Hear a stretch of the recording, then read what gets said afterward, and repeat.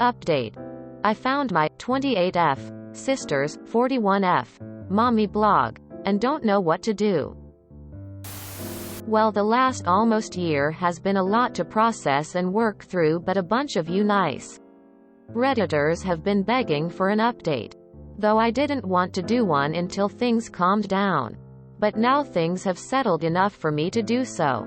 So here I am. This is a super long one, so please bear with me. To start, June is no longer living with me and my family. First off, I sat Daniel down the next day and told him everything. I showed him the blog and he was incredibly disturbed by it and upset too. He didn't like how many photos of Lee were up online. We don't post many pictures of her, and the ones we do are on our FBs, which are private, without our knowledge. He was worried if June was mentally okay because this was nuts to him, and I said I wasn't sure, but I was worried about her too. We agreed we needed to talk to her ASAP. So he took Lee to his parents' house to stay the night before coming back home. Then I contacted our parents for a video call and told them about June's blog I found. I felt like they needed to know what was going on. Our mom was shocked, but our dad didn't believe it, so I sent them a link to the blog. They were quiet while they looked through it. And I talked to them about how we, Daniel and I, were understandably weirded out and concerned for June. Out of them both, Dad looked the most disappointed while Mom just looked stunned. I told them June couldn't stay here anymore because of this, but we didn't want her out on the street. And they said she could come stay with them. They wanted to be there on call while we confronted June, but I said all of us together would probably make her feel like she was being attacked, so I said we'd call them afterwards but do the confronting alone. But they'd probably have to help her move her stuff afterwards. Then after hanging up with them, I made sure I had my laptop there half shut with the blog open in case she tried to deny it. And I'd screenshotted, recorded countless pages of the blog in case she tried deleting to rug sweep, like some people warned me she might do. Which ended up being a good idea. When June sat down, she asked what was wrong, and I asked her if she had anything she'd like to come clean to us about. She's still my big sister and I love her. So I wanted to give her a chance to own up to this on her own. But sadly she said no, so I told her I found her mommy blog. She was silent before saying she didn't know what I was talking about. So I opened my laptop and showed her the blog. She still tried to deny it and said it wasn't okay that I was blaming her for this when we didn't even know if it was her doing it. She said she'd never even seen this thing, the blog, before nor ever been to the site it was on. Daniel told her to get her laptop and they'd start typing in the blog URL, and if no shortcuts appear, then she was telling the truth. She'd never been to the site. But if one did come up, well, she was lying. She said we were being ridiculous, but I insisted she get her laptop and just prove us wrong. If we were wrong, then we'd apologize. She hemmed and hawed for a bit before reluctantly getting her laptop. I noticed she was gripping it really tight, and after she opened it and signed in, I guess she realized she was backed into a corner. So she just broke down into loud sobs. She started babbling out apologies, and I asked her why she did this. Why even fake being me and starting a blog? I asked if it was for money or something, and she said no, so I asked her to please explain to me why this was a thing she felt the need to do. She explained that she did it to feel happy and that she started it a little while after moving him with us. She said it wasn't fair that I had it all, while she was old and unwanted. I told her she wasn't old or unwanted. We love her, and so do our parents, and so does the rest of her friends and family. She got angry and said it wasn't the same. And there was no way for me to understand what she's going through because I was everyone's favorite. I didn't know what she was talking about and said I wasn't everyone's favorite, and that's when she exploded and said I was a blind asshole if I didn't see how everyone in our lives always prefers me over her. She claimed everyone loved me more and I always got what I wanted no matter what, and I'll admit, hearing that set me off. I told her that was actually not true. She was the oldest. And if we're being honest, she always got what she wanted before me. Especially from our dad. I reminded her that he's bought her 3 cars over her adult life. A $2,000 laptop when she started college. And even paid off her first set of student loans for her. Meanwhile, he never did any of that for me. I didn't get to attend college because I didn't have the money and didn't want loans because I wasn't sure I'd be able to pay them back on time. The closest I got to what she got was when our dad offered to sell Emmy his old car for cheap and gave me his old laptop after he upgraded with a brand new one. I said I loved her but told her she had to see how delusional she was being if she thought I was somehow the favorite. I'll admit this was a sore spot for me. We got a little heated and argued back and forth, so I told her she needed to pack her things because she couldn't stay here anymore. My trust in her was severely damaged and I didn't think her living with us any longer would be good for anyone. That's when she started bawling and begging me not to kick her out onto the streets. I told her she wasn't going onto the streets and she could just go stay with our parents. They live a couple hours away, so it's not like she was going to be homeless. She kept crying and said she'd delete the blog if we let her stay. I refused and said she needed to go to therapy, not stay here. While we were talking, her trying to compromise and me rejecting it, she opened the blog and began deleting everything. She kept repeating through tears, "I'll delete it. I'll delete it. I'll get rid of everything and won't post anything else." As if to convince me to take back my decision. I made it clear through all of this that she was not staying here anymore no matter what she did. Once she deleted it, she said we were all good now. It's gone. But I told her it didn't matter.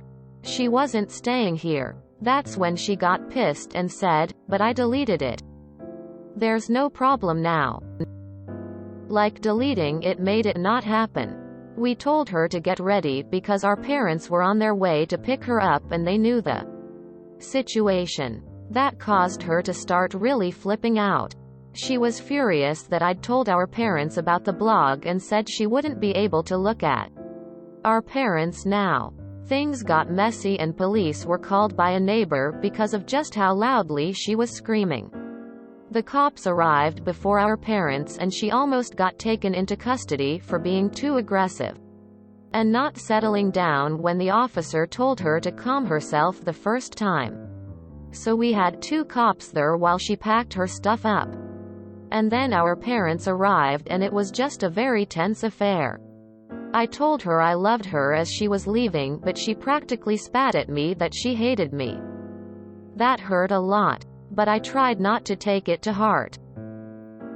A few months passed and our mom kept me updated on how June was doing. Our parents said she needed to go to therapy.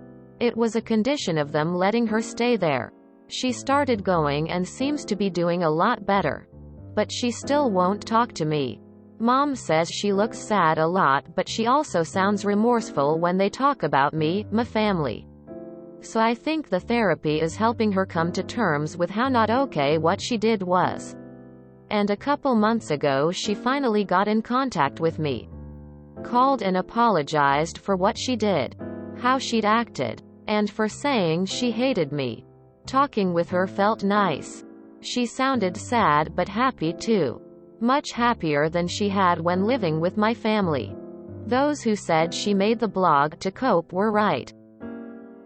It turns out June was in a really not good place mentally after the breakup and being let go from her job. Way more than she'd been letting on to anyone. She also told me she'd been on medication for anxiety and depression before, during when she dated her ex, but he'd shamed her for it and eventually he convinced her she didn't need them with him in her life. Which was wrong. Turns out the argument that ended their relationship was him being mad at her for being such a downer, and making him sad. Yeah. So after seeing her therapist, she was put back on them and is doing much better, she says. So things didn't end all happy sunshine, but they didn't end as scarily as some people said they might. Which is more than good in my book. Thank you everyone for all your advice. It really helped. What's sad is that with so many mommy and daughter blogs out there, an auntie and niece blog would be a nice spin, and who knows, would have gotten pretty big. With your consent first, of course. I just read your first post. It was a lot to take in. But I'm glad your sister is getting the help she needs. It's also a relief that this ends well. So things didn't end all happy sunshine. I mean, I think this is pretty much the best possible outcome. That worked out, like, a lot better than I expected. Still very hard to repair the damage done to your relationship. That's a humiliating and kinda deranged thing to come back from. Glad she's medicated and in therapy. My heart hurts for both of you, as it's now clear that she harbored resentment for a long time to do something like that. Best of luck and thanks for the update, op. I remember reading your original post. I'm glad your sister got the help she needs. And I'm glad you and your family are safe. Take care, op. I'm glad your sister is okay. But why the heck did your dad play favoritism between you two? I can see where it built up her expectation that she would get what she wanted eventually. And not treating you equally too. What's your father's reason for this? It's so hard to even begin to understand that your sister is 41 years old and not 18. I'm glad that things are working out, even if they're rocky for now. And I hope this is a goddamn wake-up call for your parents. Wow. What a roller coaster. May I congratulate you, op? Despite having no prior experience in such circumstances, you handled your situation expertly. You were direct with her. And you handled the subject in such a way that she wouldn't feel attacked or threatened. So important. You involved everyone who needed to be involved before engaging her and covered your bases. Great job. I feel so sad for your sister. But glad to hear she is finally getting the help that she needs. It sounds like you both are in a better place. Bittersweet though it may be. For the moment. Thank you for the update. Orange heart. Good on you for standing firm and getting her the help she deserves. The relationship may never be salvageable. Watch her carefully, especially if she ever sees your child again. People with lasting trauma stemming from depression can often cause fixation on certain things that used to make them happy, causing them to chase the high that once gave them happiness. Mommy blog, impersonation. Good luck and be cautious. I'm glad your sister is getting the help she needs. Thanks for the update. I hope you all continue to make positive strides. Why can't you be bothered linking to the first one? https www.reddit.com/r/relationshipadvice/comments/mmna6n/I found my 28F sisters 41F/mommyblogandant/GTSox1 UTM medium equals Android app and UTM source equals share and context equals 3. Thank you for sharing. Take care of yourself. That's truly a lot to go through. Man, I could really go for a pizza. Is anyone else confused by this person's post history? This must have been incredibly hard for you, op. But reading this, I think you dealt with everything incredibly compassionately. especially given how difficult the situation was. The fact that you managed to resolve the issue with the blog, get your sister help and not lose the relationship with her permanently is a huge testament to you and your partner. I read this with a strange sense of recognition. Turns out I read the original back almost a year ago. If it were my sister, I would not have kicked her out. Seemed she was just enjoying a fantasy. A strange one, but one that was ultimately harmless. Having said that, I don't know her or you, or the history of your relationship. I hope things work out between you both. If you enjoyed this video, please check out our playlists full of similar content. Epic Ericast is like doom scrolling for your ears. Please like, share, and subscribe.